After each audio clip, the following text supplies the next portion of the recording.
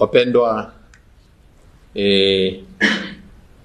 familia ya Mungu iliyoko Tanzania, sisi kama Secretariat ya Baraza la Maaskofu Katoliki Tanzania tunapenda kuwapa ujumbe unaogusa umma mzima kutokana na waraka feki au waraka usio sahihi uliosambazwa kwenye mitandao ya kijamii kuanzia jana tarehe 12 mwezi wa 10 mwaka 2025.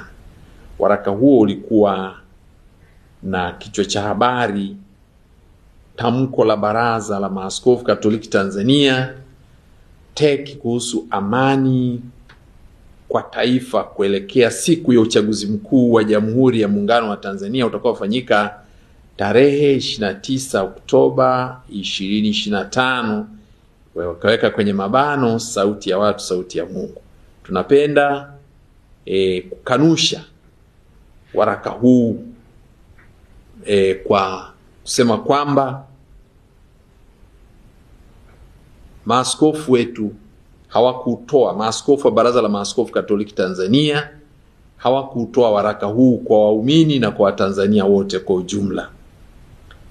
Baraza la Maaskofu Katoliki Tanzania halihusiki na hayo maudhui yaliyomo kwenye andiko hilo ambalo lina hicho kichwa cha habari: tamko la Baraza la Maaskofu Katoliki Tanzania TEC kuhusu amani kwa taifa kuelekea siku ya uchaguzi mkuu wa Jamhuri ya Muungano wa Tanzania utakaofanyika tarehe 29 Oktoba 25.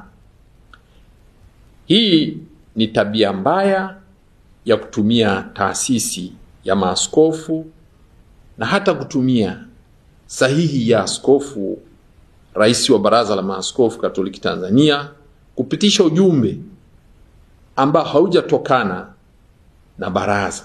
Na hivi tunasema ujumbe huu au waraka sio tamko la maaskofu, na tabia hii mbaya ikomeshwe na wenye mamlaka ya kukomesha wanaokiuka taratibu za taasisi zingine.